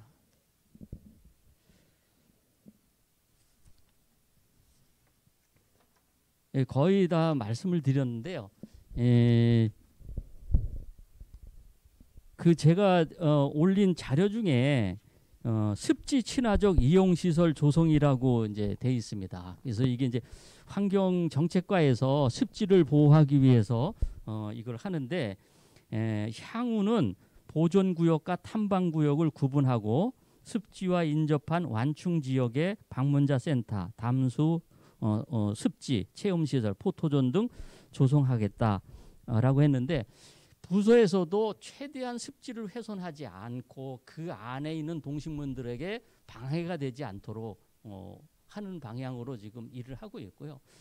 그 객고를 복원해야 된다. 이 쓰레기 퇴적된 쓰레기를 치워야 된다고 했을 때 그 부서에서는 그거를 치우는 과정에 철새들이 놀래서 날아가면 뭐 10년, 20년 동안 안 올 수도 있다. 이런 이야기를 하더라고요. 그래서 그러면 그 시기를 벗어나서 좀 하면 어떻겠느냐. 그런데 가장 중요한 거는 이 물골을 복원하지 않고 이 습지로 유지될 것 같으냐. 점점 더 육지화될 수밖에 없다. 그러면 이 물골을 만드는 거에 좀 더 지혜를 발휘하고 전문가들과 상의를 하자. 이런 논의까지 지금 하고 있습니다. 거의 이제 말씀은 다 드렸는데요. 제가 이제 김포와 파주 준비하면서 김포 파주의 어려운 점을 또 우리 의원님들한테 이야기도 듣고 그랬습니다. 그 고양시는 어찌 보면 좀 운이 좋았던 것 같고요. 그래서 예전에는 그 장항 들판에 다 또 논을 가지고 계신 분들이 지금 경기도에서 거기다 영상밸리하고 일산 테크노밸리를 하다 보니까 이제 공공용으로 다 매입을 해서 이해관계자가 그렇게 많지는 않습니다. 이제 송포 들판이나 이쪽에는 좀 이해 당사자들이 있는데 그 들판도 지금 개발 압력이 굉장히 셉니다. 하지만 이미 쭉 제가 이제 2005년부터의 우리 고양시의회에서 논의된 여러 가지 장항습지에 대한 논의를 흐름을 쭉 봤을 때는 이제 돌이킬 수 없는 그 장항습지의 활용, 장항습지의 보호, 그리고 이것을 어떻게 우리 고양시의 브랜드로 만들 것이냐 하는 여기까지 발전이 됐기 때문에 이제 다시 돌아갈 수는 없고요. 그래서 고양시에서 좀 더 한 발 앞서서 나가지만 어떻게 도시가 이 습지를 통해서 도시가 그보다 더 발전적으로 가느냐를 김포도 보시고 파주도 보시고 함께 하셔야 된다. 본 의원은 제 생각에는 이게 고양시만 해서 될 일은 아니거든요. 왜냐하면 산난습지도 있고 다 김포도 다 연결이 돼 있는데 고양시만 딱 띄어서 한다는 거는 저는 그렇게 바람직하지는 않다고 생각을 합니다. 그래서 세 개 도시가 함께하는 그날을 좀 기대를 하고 그 일에 저도 또 할 역할이 있으면 열심히 하도록 하겠습니다. 예, 고맙습니다. 네, 그 한강하구에 대한 고양시 현실을 말씀해주신 윤용석 의원께 감사드립니다. 나중에 자유토론회 때 하실 말씀까지 다 포함해서 말씀을 해주셨는데요. 한강을 사이에 두고 마주보고 있는 우리 고양시와 김포시는 장항습지와 아까 버드나무 군락지를 말씀해 주셨지 않습니까?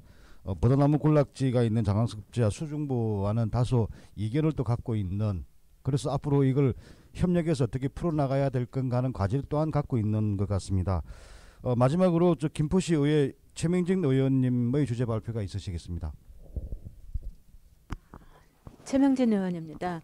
앞서 우리 파주시 박은주 의원님하고 고양시의 윤용석 의원님이 다 저희 이제 공통된 의견도 많이 말씀해 주셨고, 또 파주시 같은 경우하고 저희 김포시하고 거의 입장이 비슷한 입장이라서 또 말씀을 해줘서 제가 뭐 크게 많은 얘기를 할 얘기는 중복된 얘기라서 좀 그런 문제를 좀 빼고 간략하게 조금 저는 말씀을 드리고자 합니다.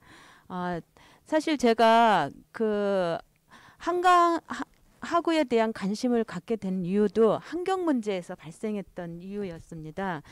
기후 위기에 대응하는 거에 대한 고민과 깨끗한 환경을 우리 자손들에게 어떻게 물려줄 건가에 고민하는 과정에서 이 문제에 대해서 많은 고민도 하고 생각도 했는데, 이런 그 습지가 생태원에 따르면 그 2100년대는 기후변화 적응하지 못한 국내 생물종이 최대 10%가 멸종 위기에 놓인다고 합니다. 그리고 극한 가뭄 현상이 증가로 내륙 습지도 약 30%가 소멸한다고 하는데, 이런 과정에서 기후변화의 온도를 낮출 수 있는 게 큰 역할을 하는 게 바로 습지가 아닌가 하는 생각이 듭니다. 그래서 김포의 습지 보호구역 현안을 좀 봤어요. 그랬더니 전체 습지 그 한강하구 습지 지정 부분에가 60제곱킬로미터에서 김포가 한 약 23%로 23제곱킬로미터로 한 38%에 해당하더라고요. 그래서 고양시가 24%고 파주시가 23%고 강화가 15%면 김포는 굉장히 큰 지역을 차지한다고 봅니다. 근데 거기에서 유도습지하고 시암리 습지는 있는데, 유도습지가 0.3제곱킬로미터고 시암리 습지가 2제곱킬로미터로 이쪽 지역은 거의 군사지역으로 해서 보호가 되지만, 김포가 거의 이제 그 습지 보호구역이 보통 신곡 수중보에서 강화군 송화면 숭례리까지의 구역이잖아요. 근데 이 신곡 수중보로 인해서 김포는 거의 깎이는 지역이에요. 그리고 그 깎인 퇴적물이 장항습지로 가는 상황이라서 김포 입장에서는 이게 수중보에 의해서 깎이니까 습지에 대한 좀 고양시가 느끼는 그 체감하고 온도차가 좀 있다고 봅니다. 그래서 그 고양시 의원님 말씀을 쭉 들어보면서 이게 단계가 이 정도로 갔는데 우리는 아직 거기까지는 못 미치는데, 만약에 우리도 습지가 지정돼서 이게 같이 갈 수 있는 그런 어떤 시스템이 구축이 된다면 많이 배우고 많이 그쪽에 대한 어떤 그 조언을 같이 나누는 게 어떤가 하는 생각을 했습니다. 그래서 저희 이제 우리나라 같은 경우로 안사리 습지가 97년도에 101번째로 저희가 가입국이더라고요. 근데 지금 2020년 8월에 그걸 봤을 때 171개국이 가입했다면은 70개가 3년 동안에 가입한 나라가 그만큼 늘어났다는 거는 각 나라마다 위기 그 기후 위기에 대한 심각성에 대해서 고민한다는 얘기거든요. 그래서 이제는 우리 시도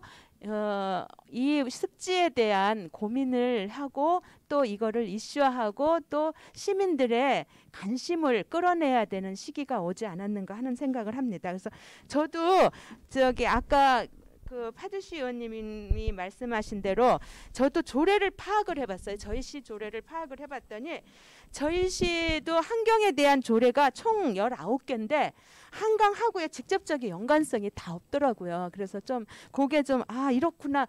좀 조례를 파악하는 과정에서 저희도 좀 반성을 했는데 이 단지 이제 타부서인 공원관리과에 김포 한강 야생조류 생태공원 및 에코센터 운영 조례 관리 조례라고 해서 철새에게 먹여주는 나랄들력 사업 추진만 요것만 유일하게 있는 것 같더라고요. 그래서 저희도 그래서 저희가 이 토론회를 준비하는 과정에서 이 새 의원님하고 사전 미팅을 하는 과정에서도 많은 얘기를 나누면서 조례 얘기도 좀 나눴었어요. 그런 부분에 대한. 그래서 저도 이제 그 전에는 생물 다양성에 관한 조례도 왜 이게 이런 부분에 대한 조례가 만들면 어떨까 하는 고민을 했는데 그거는 순차적으로 저희 이제 시에 맞게 상황에 맞게 가는 부분이라서 좀 더 고민해서 그 한강하고의 적절하게 그걸 보존할 수 있는 조례를 보완할 생각은 가지고 있습니다. 그래서 한강하고 보존을 위해서 우리가 무슨 고민을 해야 되는가 싶은 생각이 들어서 여러 가지로 몇 가지를 고민해봤습니다. 그래서 한강하고가 우리 저희 김포시 같은 경우는 철책으로 그 동안에 있어서 자의반 타의본으로 보존이 돼 있었어요. 그런 상황에서. 그런데 지금 저희 시 같은 경우는 철책 제거할 용역 중에 있거든. 그 부분이 일부 전류리까지 철책이 제거했을 때 어떻게 해야 될지에 시가 고민하고 있는 과정에 있거든요. 그래서 그 용역하는 과정에서 많은 분들이 참여해서 거기에 대해서 논의하는 것도 저 역시 거기에 들어가서 이제 들어보면 많은 분들이 다 안전히 철거보다도 부분 철거를 많이 말씀하시더라고요. 정말 환경적으로 보존해야 할 것은 철거하지 말고 만약에 훼손된 지역 정도는 철거해서 그 부분은 개발하자는 생각을 하시더라고요. 그래서 저 역시도 정말 보존해서 이런 부분들은 보존과 어떤 개발이 김포 같은 경우는 공존할 수밖에 없겠구나 하는 생각을 같이 합니다. 그래서 만약에 이 한강하구가 좀 더 이제 습지로 지정할 수밖에 없는 상황이 벌어진다면 거기에 대한 철저한 그 조사가 이루어져야 되지 않을까. 그리고 그 부분에 대한 주민 지원 체계가 마련돼야 하지 않을까 하는 고민도 해봅니다. 또한 이제 그 사실 아까 말씀하신 대로 그 한강이 국가 하천이잖아요. 국가 하천이다 보니까 여러 가지 국가 하천을 있을 때는 그 홍수 대비도 하는 부분이 있거든요. 전체적으로 옛날에 김포에도 그 한번 홍수가 뚝이 무너져서 큰 피해도 입은 적도 있지만 그런 홍수 대비를 위해서도 이제 뭐 준설 작업이나 이런 부분도 있습니다. 근데 만약에 습지 지정을 하게 되면 그 준설 작업이 조금 어려워질 수 있는 부분에 대한 그런 고민도 한번 논의를 해서 잘 풀어가면 좋겠다는 생각을 합니다. 그래서 저희 아까 제가 초반에 인사드릴 때도 말씀드렸지만 김포에는 역사 문화가 굉장히 많습니다. 옛날 그 초창기부터 농경사회가 정착했던 곳이기 때문에 역사 문화가 많은 곳이 있기 때문에 스토리를 개발해서 그쪽이 보존과 어떤 적절하게 관광 자원도 개발할 수 있는 그런 연계에서 이루어지면 김포가 더 이 습지를 지정했을 때에 약간 완충작용을 하지 않을까 하는 마음도 듭니다. 그래서 지역적인 보존 그 지자체 또한 이제 이런 관광과 어떤 보존이 같이 이루어가려면 김포만의 단독으로 하는 것보다도 지금 요 세 지자체가 같이 협력해서 공통된 어떤 프로그램으로서 이게 이루어진다면 좋겠구나 하는 생각을 개인적으로도 하고, 또 그런 부분에 대해서 여기 계신 의원님들은 어떤 생각인지 모르지만 저와 같은 생각이라고 생각이 듭니다. 그래서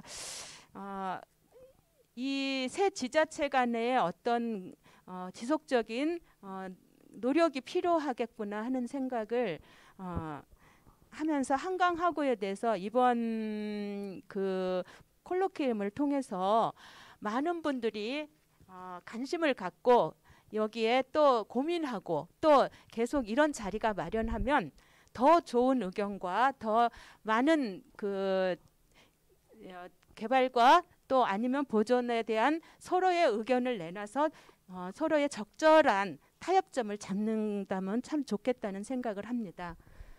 저는 이것으로 이야기를 마칠까 합니다. 감사합니다. 네, 최명긴 의원님 감사합니다. 한강하구를 통해 그 3개 시의 공동 번영을 이루기 위한 노력과 과제가 지금부터 출발하는 거 아닌가 싶습니다. 박은주 의원님 그리고 윤영석 의원님 그리고 최명진 의원님께서 참석하신 오늘 토론회는 발제는 이거로 마치고요. 자유토론 시간을 가지려고 하는데 세 분의 시 의원님을 모시고 참 많은 얘기를 나누고 싶습니다만은 시간이 예정된 시간을 넘어가는 관계로 특정한 한 개 분야만 토론을 좀 의견을 나누도록 하겠습니다. 지금까지 네 번의 그 토론회 가운데 그 생태환경과 문화예술 전문가 6분의 공통된 의견이 한강하구를 공유하는 도시들이 공통 네트워크를 만들자는 것이었습니다. 공동 네트워크는 지금까지 우리가 논의한 이런 부분을 미래로 어떻게 가져가면서 서로가 협력하고 또 발전시킬 것인가 하는 것에 대한 어떤 핵심적인 사안으로서 이 부분에 대해서 세 분의 의원님의 그 입장과 생각을 좀 들어보고 싶은데요. 우선 박은주 의원님, 세계시가 시민과 시민단체, 의회 또 행정기관이 참여하는 공통 네트워크에 대한 의견을 있으시면 좀 부탁드립니다. 네, 당연히 이제 공동의 네트워킹이 필요하다고 생각을 하고요. 이제 장항습지 사례 좋은 사례인데요. 제가 이제 공동처 말씀을 잠깐 드리려고 하는데 절대 보존이 돼야 되는 일정한 면적, 예를 들면은 수원 청개구리는 굉장히 넓은 그 논습지에서 그 알을 낳고 이제 다시 내려오고 하는 그렇게 야트막한 구름 같은 산이 있어야지 된다고 해요. 산이 없어도 거기 살 여건이 잘 안 되겠죠. 그리고 논습지 자체가 좁아지면 그냥 청개구리들하고 다른 생물종들하고의 경쟁에서 또 수원 청개구리 굉장히 취약하기 때문에 그런 문제가 생기잖아요. 근데 공릉천하구가 습지보호구역 지정이 안 됐죠. 안 되고 그 이후에 이제 그 주변 논습지를 관통하는 도로들이 생겼어요. 그 수원 청개구리나 뭐 금개구리 개체수가 확연히 줄었겠죠. 그걸 총 개체수를 조사를 하지는 못했지만, 그리고 저희가 실제적으로 이주해서 다른 데로 옮겨주기도 하고 지금도 그 작업을 하고 최근에도 했거든요. 근데 현작의 개체수가 줄어든 종이 있어요. 게리하고 제두름이거든요. 예전에는 게리가 그 공릉천하고 송촌대교 거기 뻘에 바글바글 했었어요. 그게 불과 한 15년 됐거든요. 그 부분이 이제 아까 말씀하신 장항습지의 육지하가 거기 이제 다리 생기고 거기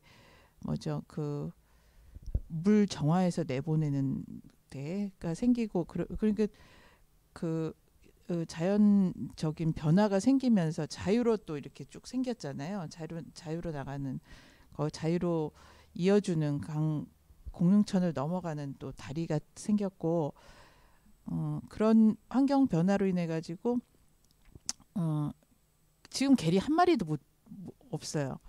제두루미도 거의 없거든요. 겨울에 그 돌면은 논에 굉장히 많았던 제두루미가 그러니까 그게 어떤 임계점이 있다고 봐야 될 것 같아요. 그러니까 그 환경이 변화가 되면은 그 장소에서 볼 수 없는 종들이 생기거든요. 그 친구들이 어디로 갔나.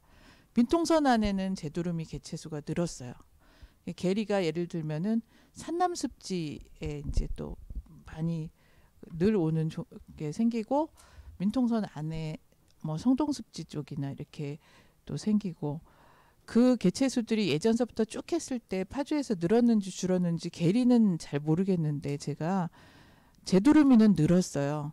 그러니까 두 가지 그 정확한 요인을 저희가 이제 북한 쪽까지 조사를 못하기 때문에 그런데 북한 쪽은 이제 농경지에 낙곡이 없기 때문에 주 먹이가 없기 때문에 개체수가 굉장히 줄었다는 보도들이 계속 있거든요. 그러니까 그런 것들이 영향을 서로 미친다는 거죠. 제 말씀은. 그래서 장암습지가 보존이 된다고 그 두루미나 뭐 큰 새들일수록 권역이 굉장히 넓잖아요.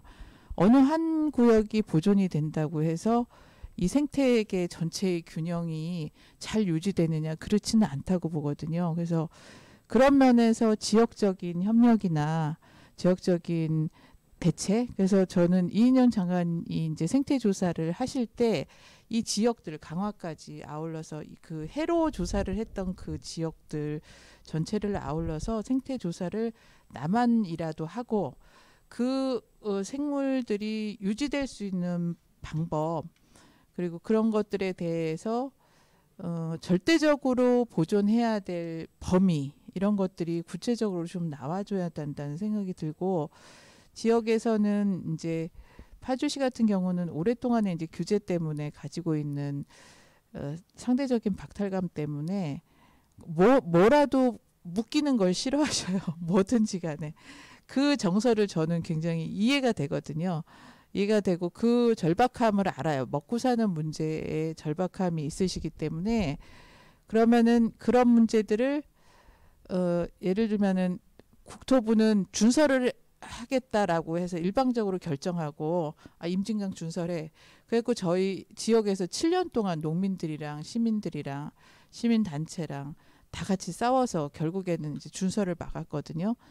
근데 환경부도 마찬가지라는 거예요. 제 생각에.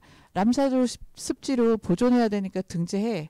해가지고 쫙 하잖아요. 농민들은 똑같이 반대하실 거예요. 저는 그래서 그런 것들이 어느 보존이든 이용이든 그 어느 측면에서 결정이 된다고 해도 국가가 지자체가 충분히 지역 주민들하고 사회적 합의를 끌어내기 위한 노력이 필요하다. 노력하지 않고 그냥 결정했으니까 밀어붙여 이런 방식은 이제 더 이상 안 되겠다. 그리고 이제 파주 같은 경우는 몇 번의 경험이 있어요. 그래서 임진강 준설하고 관련된 경험도 있고 최근에 이제 그 문산 도라산 도로하고 관련된 경험도 있고 그 각 이제 어민이면 어민, 농민이면 농민 또 그 저같이 도시에 사는 사람, 도시에 사는 사람들 자기 이익에 맞는 자기의 생각에 맞는 입장에 따라서 이렇게 뭉쳤다가 이렇게 뭉쳤다 이렇게 뭉쳤다 하거든요.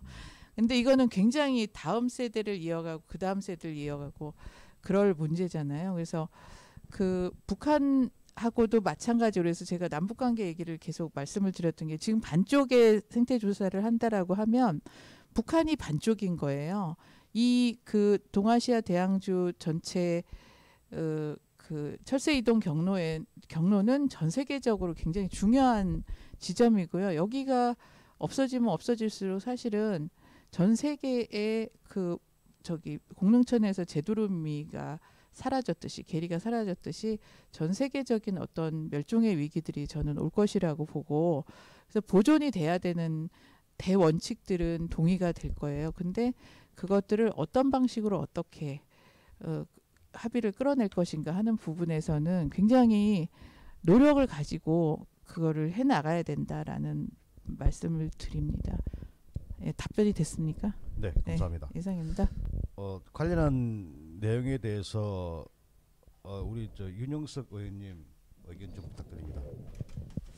네, 우리 박은주 의원님 말씀대로 이게 어디 한 곳, 그냥 장항습지가 됐든 뭐 산란습지가 됐든 어느 한 곳만 보호한다 그래가지고 이 광활한 곳을 날아다니는 새들이 거기만 있을 수는 없는 거고, 아마 이거는 반쪽짜리 습지, 반쪽짜리 철새 도래지가 되지 않을까 그런 생각이 듭니다. 그래서 하게 되면 한강 하구와 연관된 이 세 개 도시가 다 같이 해야 이게 완전한 철새 도래지가 되고 습지로 보호의 그런 기능이 충분하다고 보는데, 이 차이는 있는 것 같아요. 그래서 이것이 파주와 고양, 김포와 고양, 뭐 파주와 김포 이렇게 서로 지자체 간의 갈등이 있는 것이 아니라 각자의 갈등의 요인이 조금씩 틀리다는 거죠.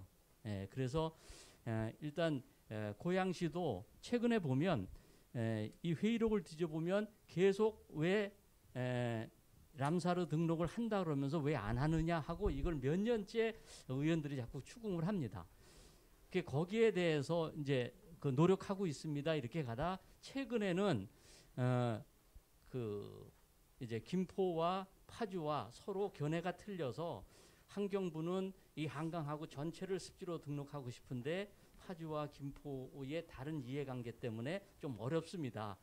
라는 이야기가 이제 나옵니다. 집행부에서. 그래서 또 의회에서는 그러면 장항습지만이라도 등록을 해라 라는 제안도 했고요. 그래서 거기에 대해서 정확하게 답은 안 했지만 아마 이제 그런 요구들은 충분하게 집행부에서 이제 받고 있는 상황이죠. 그래서 말씀드린 것처럼 우리 인간이 만들어 놓은 파주시, 고양시, 김포시는 행정구역으로 나눠져 있을지 모르지만 두루미나 계리가 여기는 파주고 여기는 고양시야, 그건 없다고 생각을 합니다.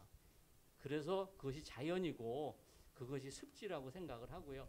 그래서 하게 되면 세 개 도시가 같이 했으면 좋겠다. 이 과정에 함께 좀 어떤 습지로 됐을 때의 자부심이라든가 이런 효용을 가치를 좀 더 이게 공유했으면 좋겠다는 거죠. 우리 고양시도 뭐 아직 그 습지가 이게 람사에 등록되면 뭐 굉장히 좋아 이런 큰 그런 건 없습니다.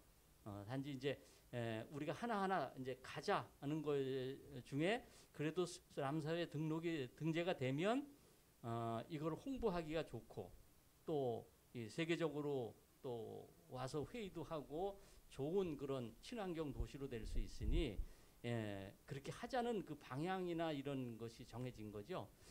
그래서 이제 연대를 한다면, 함께 논의한다면 파주, 김포, 고양이 함께 논의하면서 이런 가치에 대해서 같이 공유를 하고 이후에 이것이 지금 우리가 주장하는 이 가치보다 더 클 수 있다는 것을 주민들이 느끼고 또 거기에 공감할 수 있는 그러한 프로그램이라든가 그 작업들을 해야 하지 않을까 그렇게 생각합니다. 그래서 세계 도시가 함께 할 때 더 힘이 세지지 않을까 그런 생각이 듭니다. 네, 감사합니다. 최명진 의원님 이 문제에 대해서 의견 좀 부탁드립니다. 두 의원님하고 공통된 생각입니다. 저도 뭐 장항습지 단독으로 람사르 습지로 등록하는 것보다는 만약에 등록을 한다면 같이 연대해서 이게 공동으로 해야 되지 않을까 생각합니다. 그래야지 국제적이나 생태적 가치도 상승을 위해서도 같이 하고 또 한강하고의 습지 보호 지역을 이 부분에 대해서 지정하는 게 타당하다고 봅니다. 근데 이제 단지 전제가 주민들의 그 설득과 어떤 그런 찬성이 전제가 되어야 된다고 봅니다. 그래서 그 과정을 좀 힘들더라도 그 과정을 반드시 거쳐서 이 문제가 해결됐을 때 이 공동으로 가는 게 맞지 않나 그렇게 봅니다. 이상입니다. 네. 앞서서 네 번의 토론회에서 나왔던 그 생태 환경이라든지 문화예술 전문가분께서 일원화된 그 의견이었는데요. 이제 시민과 시민사회단체가 이제 어떤 한 곳으로 네트워크를 만든다면은 오늘 참석해 주셨던 시 의원님은 참석하실 거라고 보고요. 그래서 점점 그 네트워크가 만들어지는 그런 과정에 도움을 주실 수 있도록 부탁드립니다. 지난 7월 1일 날 더불어민주당 송옥주 의원께서 섭지보존법 개정안을 냈지 않습니까? 근데 오늘 이제 그 섭지가 되었을 때 주민이 반대한다는 얘기가 이제 물론 김포도 나오고 이제 다른 지역도 나왔는데요. 이 개정 법률안이 그 섭지를 지정하거나 람사르 섭지가 지정되면은 정부가 행정적 재정적 지원을 하겠다는 이런 조항이 포함되어 있는 개정안이 되겠습니다. 그리고 이제 섭지가 만들어져 그 람사르 섭지가 만들어져 가지고 그 이용료를 받게 되면은 그거는 섭지 지역에 한해서만 사용하게 되는 요 두 가지가 이번에 섭지 보존법에 개정안에 들어가 있는 것으로서 앞으로 주민들의 갈등이나 이런 부분이 다소 좀 해소되지 않겠나 이런 기대를 해봅니다. 과거의 한강하구가 한반도의 그 고속도로였다면은 미래의 한강하구는 생태 환경을 중심으로 한 그런 새로운 가치가 변화되지 않겠나 하는 이런 기대를 가져봅니다. 순천만의 경우는 주민들이 제안을 하고 행정이 도와줌을 해가지고 우리 저 한반도의 대단한 그 섭지 대표적인 섭지로 만들어졌는데요. 이번 저 제1회 콜로키움 토론을 통해서 그 한강하구가 이러한 가치를 가질 수 있도록 의견을 모아지지 않았나 이런 생각을 해봅니다. 제1회 그 콜로키움 토론회를 만들어주신 사단법인 한국야생조류보호협회와 이를 후원한 환경부에 감사드리고요. 오늘 출연해주신 파주시 박은주 의원님, 고양시 윤용석 의원님, 김포시 최명진 의원께도 감사드리며 모든 그 콜로키움 토론회를 마치도록 하겠습니다. 감사합니다.